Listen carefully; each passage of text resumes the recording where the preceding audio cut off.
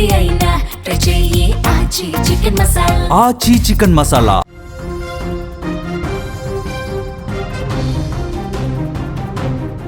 Telangana municipal ఎన్నికల బరిలో నిలిచిన జనసేన పార్టీ తొలి విజయాన్ని నమోదు చేసి బోణీ కొట్టింది.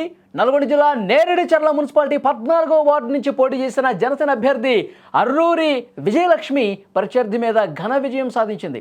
తెలంగాణ గడ్డపై పార్టీ ఉనికిని చాటుతూ మున్సిపల్ పోరులో జనసేన జెండాను ఎగురవేయటం ఆ పార్టీ శ్రేణుల్లో కొత్త ఉత్సాహాన్ని తీసుకొచ్చిందని చెప్పాలి. ప్రధాన పార్టీలకు ధీటుగా అక్కడ కాంగ్రెస్, బీఆర్ఎస్ ఇంకా మిగతా కొన్ని పార్టీలను కూడా తోసిరాజని అక్కడ ఆ వార్డులో ప్రధానంగా జనసేన అభ్యర్థిని గెలిపించారు. రాష్ట్ర రాజకీయాల్లో ఒక హాట్ టాపిక్ అవుతుంది ఈ విషయం.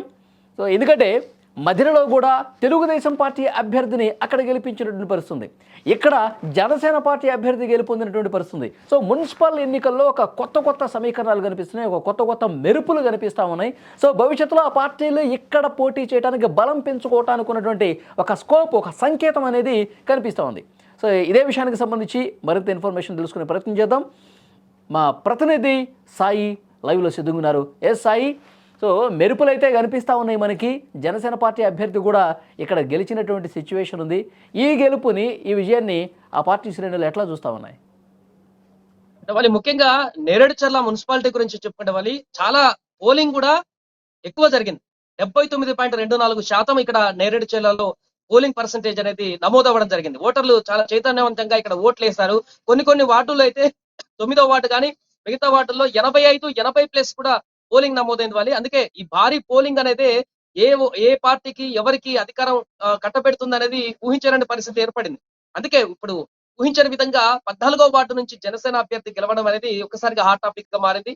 ఎందుకంటే ఇక్కడ రాష్ట్ర రాజకీయాలు ఏ రకంగా ఉన్నా కూడా నేరేడుచర్ల వరకు వచ్చేసరికి ఏమైందంటే అక్కడ ఆ స్థానిక పరిస్థితులకు అనుగుణంగా కూటములు కట్టడం జరిగింది. కాంగ్రెస్ సిపిఐతో కలిసి అక్కడ వార్డులలో బరిలోకి దిగితే సిపిఎం అదేవిధంగా జనసేన కలిసి అక్కడ మాకు ఉన్నటువంటి స్నేహపూర్వకమైనటువంటి సంబంధాలు, లేకుంటే అక్కడ లోకల్ గా ఉన్నటువంటి వ్యక్తుల యొక్క ప్రాబల్యమో లేకుంటే వారి యొక్క పరిచయాలు తెలియదు, కానీ ఈ ముగ్గురు కలిసి అక్కడ మొత్తం 13,000 ఓటర్లు మాత్రమే ఉన్నారు. 13,000కు పైగా ఓటర్లు ఉన్నారు ఈ మున్సిపాలిటీ మొత్తంలో. పెద్ద మున్సిపాలిటీ ఏం కాదు, చిన్న మున్సిపాలిటీ. కానీ అక్కడ ఈ సమీకరణ అనేటివి జనసేన పార్టీ గెలవడంలో క్రియాశీలకంగా పోషించాయని చెప్పొచ్చు. బీఆర్ఎస్, సిపిఎం అదేవిధంగా జనసేన కలిసి దిగారు కాబట్టి ఆ ఒక్క స్థానము రావడానికి క్రియాశీలక పాత్ర పోషించని చెప్పొచ్చు.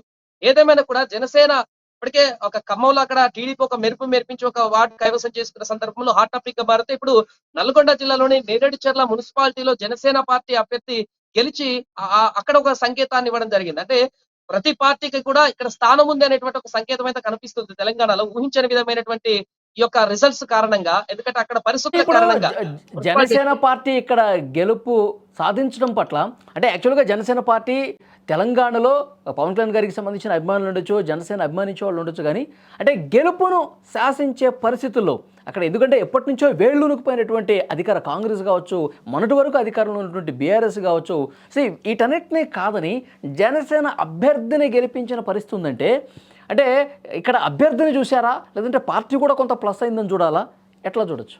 అంటే ఖచ్చితంగా వాళ్ళు ఇక్కడ ఏమైందంటే మున్సిపాలిటీ దగ్గరకు వచ్చేసరికి ఏమైందంటే అభ్యర్థులను చూస్తారు చాలా తక్కువ మంది ఉంటారు.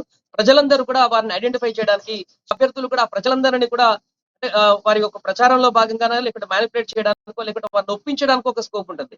వేలలో ఓటర్లు ఉన్నప్పుడు అంతమందిని అభ్యర్థి నేరుగా వెళ్లి వారందరితో కలివిడిగా వాళ్ళందరినీ తన వైపు తిప్పుకునేటువంటి పరిస్థితి ఉన్నది. చిన్న మున్సిపాలిటీ వచ్చేసరికి ఎగ్జాంపుల్ గా మన గ్రామ పంచాయతీ ఎలక్షన్స్ చూస్తుంటాం. అక్కడ ఏమైతుంటే అభ్యర్థి అక్కడ స్థానిక పరిస్థితులను బట్టి ఓట్లు వేస్తుంటారు. ఇక్కడ చిన్న మున్సిపాలిటీలతో కూడా ఇదే పరిస్థితి కనిపిస్తుంది. పార్టీలతో పాటుగా అభ్యర్థుల యొక్క ప్రాబల్యం అనేది కూడా మనకు క్రియాశీలకంగా కనిపిస్తుంది. ఎందుకంటే చాలా తక్కువ మంది ఓటర్లు ఉన్నారు కాబట్టి ఆ తక్కువ మందిని ఏ అభ్యర్థి అయితే బెస్ట్ అనేటువంటి ఒక ఆప్షన్ ఇచ్చి ఇస్తున్నటువంటి అవకాశం ఉంటుంది. ఈ నేపథ్యంలోనే ఇక్కడ మనం చెప్పుకున్న జనసేన గెలవడంలో పార్టీ ఒకటి, అదేవిధంగా అభ్యర్థుకున్నటువంటి బలాబలం ఒకటి, అదేవిధంగా సిపిఎం ముఖ్యంగా టిఆర్ఎస్ కూడా అక్కడ స్థానికంగా ఎంతో కొంత కారణం వాళ్ళు కూడా సపోర్ట్ చేయడం కారణంగా ఈ గెలుపు అని చెప్పుకోవచ్చు. ఎందుకంటే ప్రచారంలో చాలా హెవీగా యాక్టివ్ గా కనిపించలేదు జనసేన. ఎందుకంటే పవన్ కళ్యాణ్ గారు కూడా ప్రచారంలోకి రాలేదు. వచ్చి పార్టీ యాక్టివ్ గా ప్రచారానికి వచ్చి ముందుకు తీసుకువెళ్తే ఇంకా ఎక్కువ స్థానాలు వచ్చేయేమో, కానీ ఏం ప్రచారాన్ని కూడా చేయక ముందుకే స్టార్ క్యాంపెయినర్ ఆ పార్టీ అధ్యక్షుడు ప్రచారైనా కూడా ఒక స్థానం అయితే అక్కడ రావడం అనేది అయితే వారందరూ కూడా జనసేన అభ్యర్థులందరికీ లేకుండా పార్టీ కార్యకర్తలందరికీ అయితే కొంత జోష్ అయితే వచ్చిందని చెప్పుకోవచ్చు. Okay, thank you very much Sai. అది మొత్తానికైతే జనసేన పార్టీ గెలుపు సాధించడం పట్ల ఆ పార్టీ శ్రేణులు అయితే ఫుల్ జోష్లో అయితే ఉన్నారు. తెలంగాణలో భవిష్యత్తులో జనసేన పార్టీ ఇక వచ్చేటువంటి ఎన్నికల్లో పోటీ చేయడానికి ఒక బలమైనటువంటి సంకేతం పంపించింది. ప్రజల్లో ఆ మార్పు కనిపిస్తూ ఉందని చెప్పి ఆ క్యాడర్ అయితే చెప్పుకుంటా ఉన్నారు.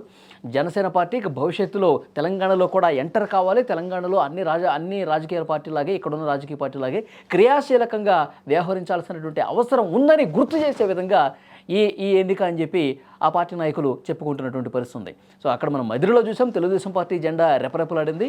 ఇక్కడ జనసేన పార్టీ జెండా కూడా రెపరెపలాడింది. యాక్చువల్గా ఈ ఎన్నిక జరగకముందు కూడా పవన్ కళ్యాణ్ కూటమి తరఫున ఇక్కడ బీజేపీ తరఫున ప్రచారానికి వస్తారని చెప్పి ప్రచారం జరిగినప్పుడు కూడా ఆయన రాలేదు.